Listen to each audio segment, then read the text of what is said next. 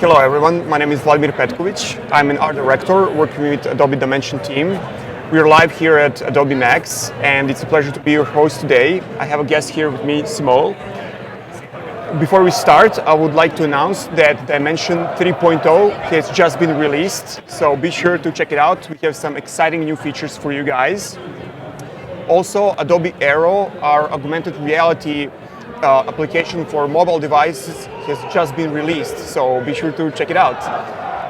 If you want to see my artworks, you can follow me on Behance and see what I do. And on Instagram, so check it out. I would love to see and hear your input. All right, so as I mentioned, today we have Simoul. She's a professional graphic designer who started utilizing the power of 3D graphics by using Adobe Dimension and Adobe Aero.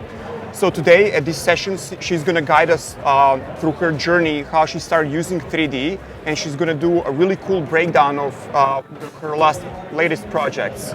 So if you can please switch to Simoul's laptop so we can start this. Simoul Alva. I'm a visual designer and art director originally from India. I have previously worked with Pentagram and Samsung Research America team.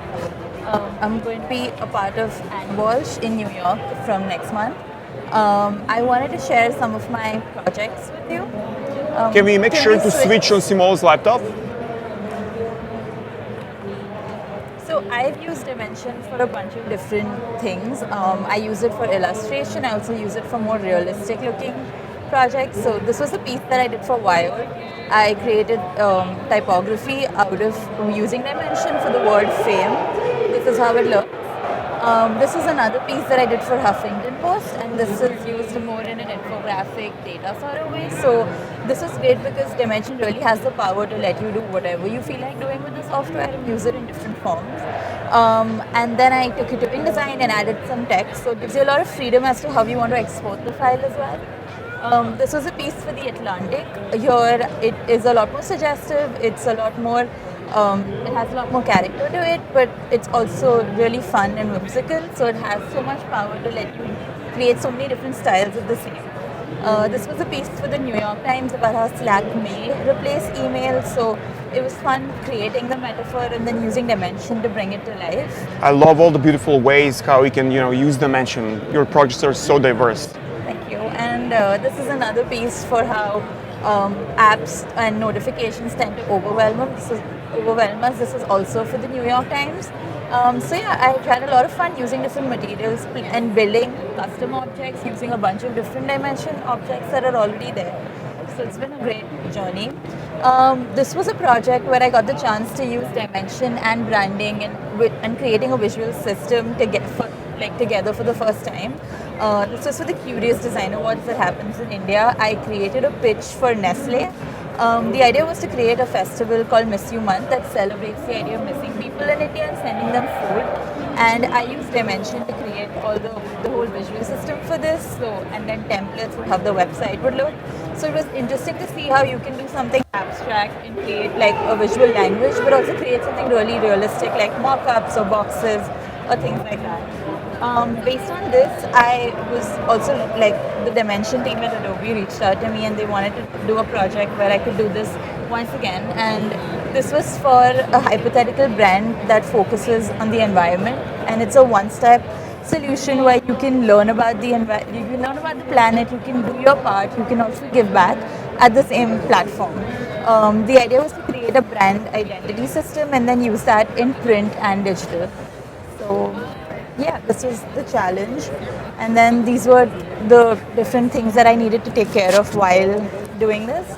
And then these were in the initial 2D compositions that we made. So this was different options that we had, and we decided to go with direction 4 because it gave a lot of space for where this could go, and it had a lot of strength to be visualized in 3D. I decided to take it forward by looking at it and thinking about it as part of the Eco magazine, which would focus on different ecosystems every month or whenever the magazine came out, and then use the logo in different forms, and then use the materials to really bring that out, and also different objects that are on stock. I really like the fact that you're actually using your traditional workflow So the same steps you're familiar with to create Right. a 2D logo, but then you're stepping into another dimension, so to speak, and then Yeah. expanding this level of immersivity. Yeah, it's been great. Like the principles have sort of been the same, but it's exciting to see where this allows me to push further. Yeah. Like being a graphic designer, I didn't really have a 3D background, so it was nice to get into it this way and then use it with so much context. So I've really had a great time, and these were some of the other covers that I had made using Dimension. And this is a composite image. So it's interesting how this was made in 2D, which is an Illustrator, and it went into Dimension where we made the eco logos, the 3D logos, and then I rendered that into a PNG, and now we take it back into Dimension and make an image like this. So this gives you total freedom to create your mockups And go back and forth between 2D Yeah. and 3D and back to 2D. Exactly, and it also gives you the freedom to decide the lighting and the angles that you want. So that's super fun, and it's been very interesting for me. Something that I want to share is now we're going to make the 3D eco logo, just how we saw. And for this, I have set the template as the size of the magazine cover so that it's easy to drop. To start off, I'm going to start with using the hollow sphere as one of the shapes, and just use the universal move tool and move it to 180. And I'm going to move this up so that it looks similar to the vector file that we just saw. Same with this, I'm going to rotate the cylinder and move that up. And it doesn't have to be accurate. I'm going to zoom out using command minus and then just scale this. So the great thing about the universal tool is that you get to do everything in one thing without moving things around or switching between functions. So that's really great, and I've enjoyed using it because of that. Now I'm just going to continue doing the same thing and copying this, and just command C, command V, moving it here, using the rotate tool to make it 90 degrees, to make it the C, and bring it to the ground plane. So every time an object touches the ground plane, you can see this blue hint kind of show up, which is great, which kind of helps me keep everything on the same plane. I'm also going to scale it up a little bit so that it looks like it's the same size like the other letters. And then drop the sphere, which is the O. And yeah, and as we noticed, the E and the O were above, so I've selected both of them and kind of moved them above the ground plane, and I'm just going to adjust this a little bit. Yeah, because now you're working in full 3D, so you can essentially adjust your elements in a three-dimensional space. Exactly. So it's just a bit of moving things around and then just getting them to fit right according to the composition that we made in 2D. And yeah, so I'm going to try to match this as much as we can. And now I'm going to zoom out a little bit by clicking on 3, which is the shortcut for the panning tool, and then just make sure I have it in the center. I'm also going to move this a little up because it just looks better when it's floating. And yeah, just save it that way. So somewhere that I found a lot of objects or materials was Adobe Stock.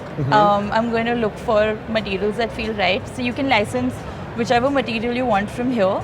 You can also find a large number of pre-made 3D objects, materials, lights at Adobe Stock. Right. So I am going to, or you can even look at the panel over here, which has a bunch of materials that are preloaded. So you can drop them directly onto the material, onto the shape. But I'm planning to use the powdery snow material, so I'm going to drop that here. I pre-downloaded it. And if you wanted to kind of apply to everything, you can just select the other shapes and click I, which is the eyedropper tool, and do the same for these.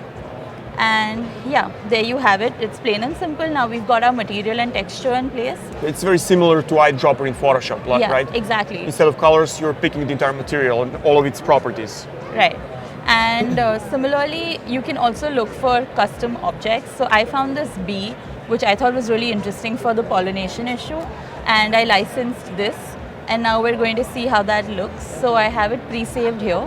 And you can, again, just drop that onto the O, which is the sphere. I'm going to zoom in a little by clicking on the command plus tool. And then here again, we have our universal tool. So you can just click shift and zoom this out. So the square helps you change the size. Something really interesting and really fun is that you have the gizmo tool that allows you to move, the bee on the surface of the sphere, so it's just moving Yeah, so around. you can precisely align objects on top of each other. Yeah, and here I'm going to just pause it because I think it looks good here, and this looks fine. So another great thing about Dimension is that it has changed the way you share work with other people, so whether these are collaborators or clients. So what I'm going to do is I'm going to export the scene by clicking on this arrow that's going outward, and then just say publish 3D scene and say create public link. So while that is happening, you can see it right here, and you can share a link and you can rotate this. So this really kind of removes the whole element of sharing a 3D file with somebody who probably isn't comfortable with the software, or just like a client or something. And they don't even need additional plugins. They can just click on a link and they can see your scene, rotate around, and leave you comments, etc. Yeah, so you can even leave comments on this, and like your collaborators can get back to you. And it's a great way to share work without like having to send too many files back and forth. And something else that I wanted to share was lighting. So right now we have our materials in place, we have our objects in place, but something that you can experiment with is lighting. And you can change the intensity by deciding how much light you want on the objects, and also the rotation. And over to Vlad to tell us more about the lighting system. Thank you so much, Simoul. This is incredible. Can we please switch to my laptop?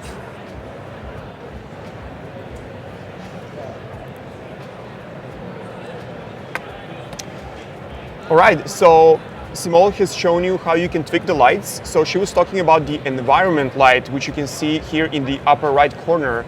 So all the illumination, reflections, and shadows into the scene are coming from this environment light image, which is essentially a panoramic image which is wrapping the entire scene. Although we can't see this image, all of the light information is coming from it. So to make this a little bit more obvious, I'm going to select one of your objects here, and I'm going to change the material to something that's more reflective. So I'm going to go to Starter Assets, and I'm going to find the metal material. So now I made this capsule made out of chrome, and so now in real time, you can see all the reflections coming from this environment image. So if I start rotating the scene, you can see how the reflections are changing. At the same time, I can go back to my environment light and I can tweak the rotation. So by doing so, you can see that the reflections are actually changing in the entire scene. All right, but let's do something more fancy. How about we try to, compose this scene with a background photo? In Dimension, we can do that. So I'm just going to use one of the images from the Starter Assets. I want to use this stable image. So I'm going to drag and drop into the background.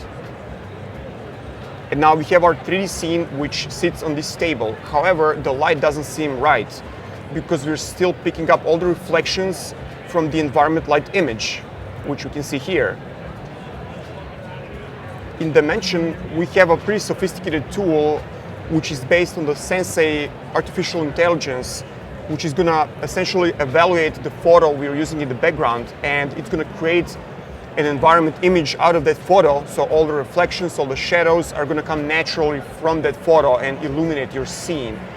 This way, all the 3D objects, the entire 3D scene is going to fit seamlessly with the background photo. It's going to do a few other things. It's going to try to determine the camera from the photo and align that to the camera you have in your scene. And finally, it can resize the canvas to fit the ratio of the photo. So it's a one-click button, as you can see over here, which is going to click on the match image. Make this a little bit bigger. All right, so I'm going to click match image, and now Sensei is looking at the photo and he's going to ask me, okay, do you want me to resize the canvas? Yes, I do. Create lights? Yes, please. And match the camera perspective. So I'm going to say, okay. I'm going to zoom out the scene a little bit, just like this.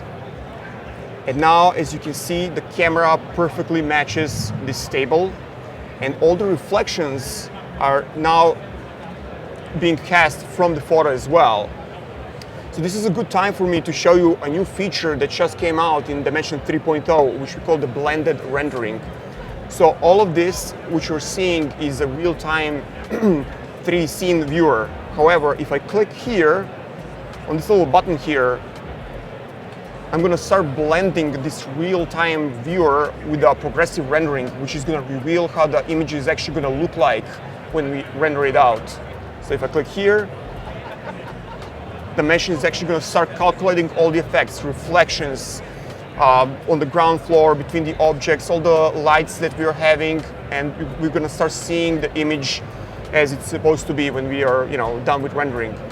We can go even more fancy than this. If we take a look at the table, we can see that there are some reflections here. So let's add this to the scene.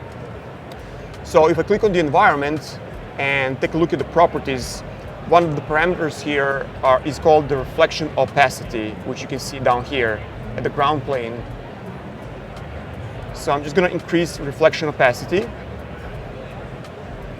And now we're actually starting to see how the machine is going to start rendering the reflections of all of these objects onto the table.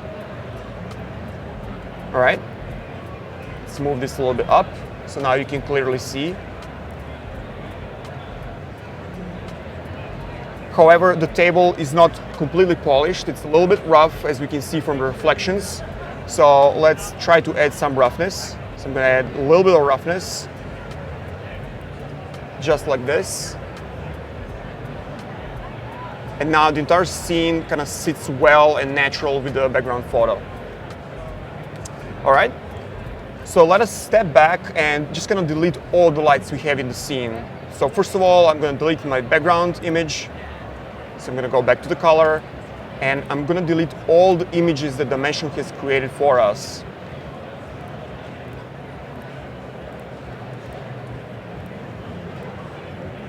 Just like this. As you can see, we went back to your original 2D design, right? Yeah, because we have removed all the dimension from it, because we don't have any lights in the scene right now.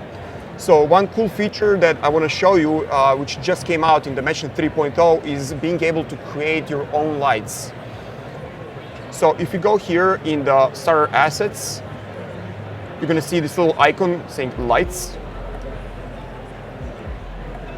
And I'm going to click on it. And so now you see that we have a collection of environment lights, which we showed you just a second ago. However, you can also create something like a sunlight. So let's try doing that. So I'm going to click on the sunlight, and all of a sudden we have a directional light which is casting pretty hard shadows, as if there's a sun coming through into the scene. So we can tweak these parameters here in the properties panel. So as you can see, we can rotate this light, and we have a real-time preview how these shadows are going to look like. We can also change the height. We can change the intensity. And let's turn on the blend and rendering so we can kind of see how this scene is going to look like in the end. I'm going to drop down reflection opacity so we can better see. And I'm going to go back to the sunlight. All right. So now as I'm tweaking these lights, for instance, I'm going to change the height, I'm going to change the rotation. And as soon as I let it go, the machine is going to start rendering this. And it goes really fast, as you can see. So I changed cloudiness. Cloudiness is going to affect the sharpness of the shadows. So if I increase this parameter, now we're getting softer shadows.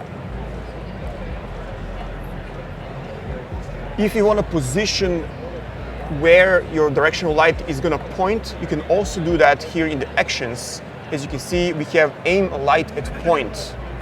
So once again, it's right over here.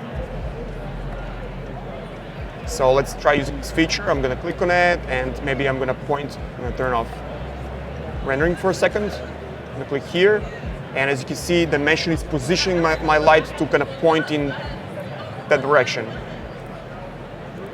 This again, just like this, and then from there you can tweak lights even further.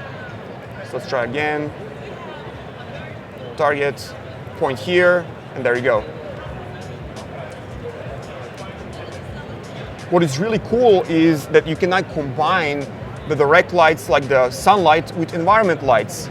So since we have our sun, let's try adding the sky.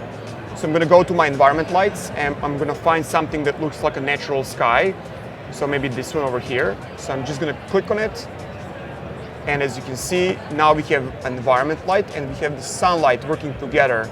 So let's go to the blended rendering once again.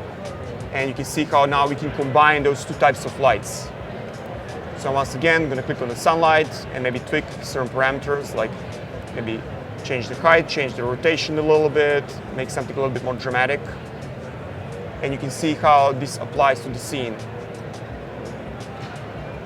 All right, so let's switch back to Simoul. Can we switch laptops, please? Thanks, Vlad. That was really great, and I think that's going to change how I work forever. But coming back to the image that we had made initially, this is a composite image of 3 magazines together. As you can see, these have been made in dimension, so you can totally move all of these. You can also use the orbit tool and like get different angles, and something that's really good that I use a lot is the bookmark tool, the camera bookmark, so it's right on top.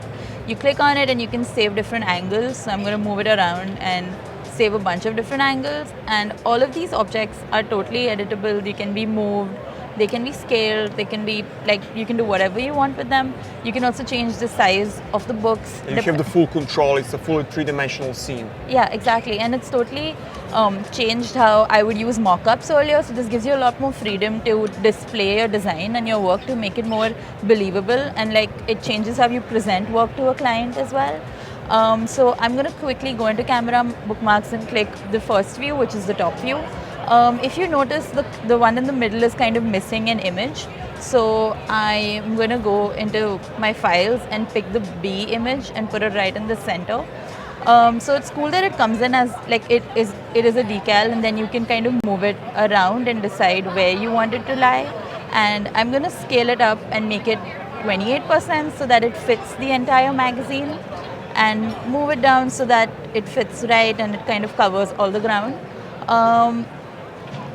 And I'm also going to like add text to it. So if you see, the other 2 magazines have text at this point, so I'm going to open this up and click on the edit tool, and that's going to open it up in Photoshop. So this kind of changes how you would add text. You don't need to go back and forth in different tools and save things as PNGs. You can just directly go here. Yeah, essentially you're establishing a link between Photoshop, so you can edit your texture on fly, save, and all of those changes are going to go back to dimension, so you can go back and forth.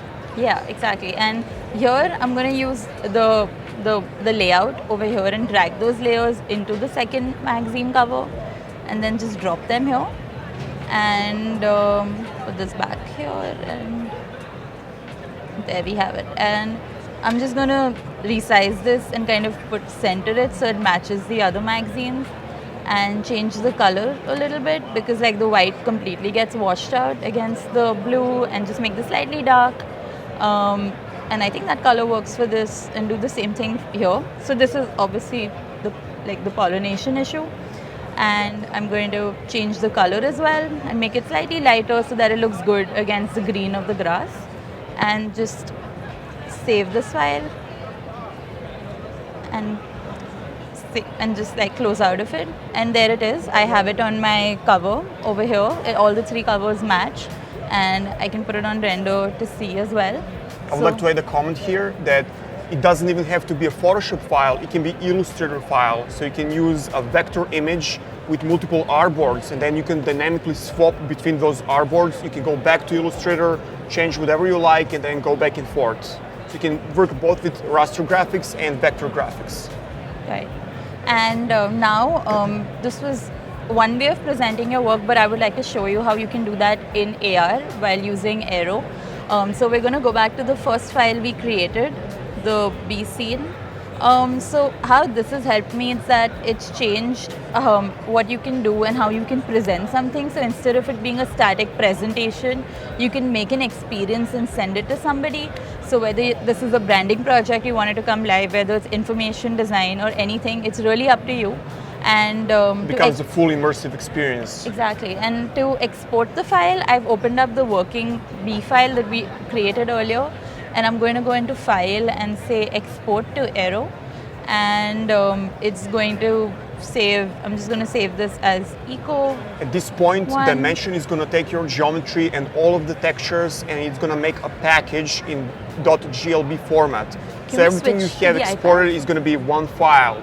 Geometry is going to be compressed, textures are also going to be compressed, resized, so everything is going to be optimized so it can work well on your mobile device. Right. So all that is done for you. Right. So now we're going to use arrow. Can we switch to iPad, please? Yeah. And say create new. So what I'm going to do is I'm going to map the iPad to the magazine cover that we have here. This is a printed magazine cover, and just anchor the surface. And then I'm going to click on the plus sign to open up some files. So I'm going to drop the eco symbol that we made and change the size. So if you notice, this is exactly what we made on dimension. I can show this to you from all around, and it's pretty simple, like how you change things on your phone. You can change the size, you can rotate it, and I'm going to leave it like this right now. But this is missing its B, so It looks awesome in your magazine cover. I love it. Thank you so much. I'm gonna add another file, which is the bumblebee, and drop it here and change the size a little bit. So there you have it. You can put it anywhere, but I'm gonna animate it now so that it does something. It's interesting to look at, and you can go into behaviors. So I'm gonna start again. So you click on the bumblebee, you go into behaviors, you click trigger, and then I think touch is a good trigger for the bumblebee, and then you go into action, and I'm going to say animate, which is the first option, and I want this to be infinite, so I'm going to click infinite. I'm also going to say create new animation, so I'm going to hold down my B for 3 seconds and then create a path where the bee moves around and flies around, and yeah. And now I'm going to save it and say yes on the check mark and see the preview of how it works. So I need to activate it by touching it. So now my bee is flying around. That's pretty cool, right? Yeah, and now I feel like animating the primitives or the eco shape as well. And I'm going to go into behaviors again and use trigger. But this time I'm going to use proximity and kind of decide what distance I want it to happen from. So I'm going to set this and just click on the check mark. And the action is going to be triggered by proximity at this point. Right. So how close and far I move the iPad, and then I'm going to select spin. Y-axis is fine. Infinite is fine. I'm going to make this slightly slower and say OK. And now let's go to the preview mode and see the spinning, and then we can also see the bumblebee flying at the same time. So this is what I created. You can do totally different things using this, and like decide where you want to go, or how much you want to make the bumblebee fly, or like what else you want to do with this magazine, with this cover that we've done. It's really helpful for me to help explain my ideas to other people, even present my work. I can also record this and send it to other people. And you can also share the entire experience to your friends, your colleagues. Yeah. You can export this as Aero experience or as a 3D scene, so someone can see it in different types of softwares or in Aero as well. Yeah, and you can also create a link and share it to other people. So that's pretty much what you can do with this. Yeah. Thank you so much, Simoul. This was incredible.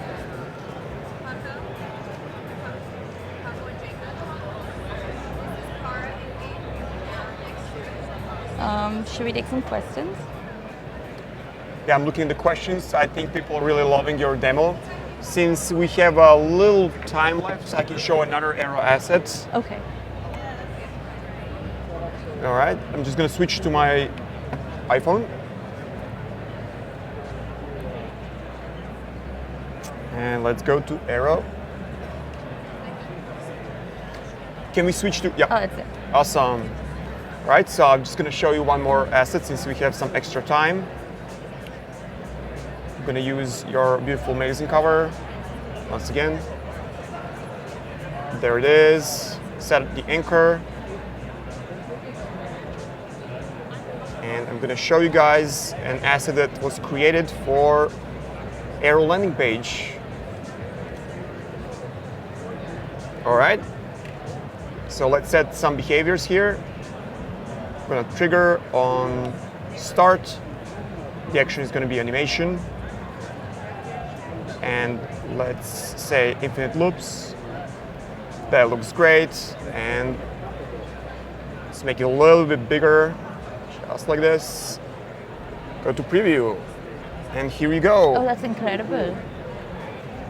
This would looks so great if you were trying to visualize data or just anything. Right? And it's a pretty simple shape, honestly. It's just a bunch of spheres, right? Yeah. Did you But, make this on Dimension? Yeah. Okay.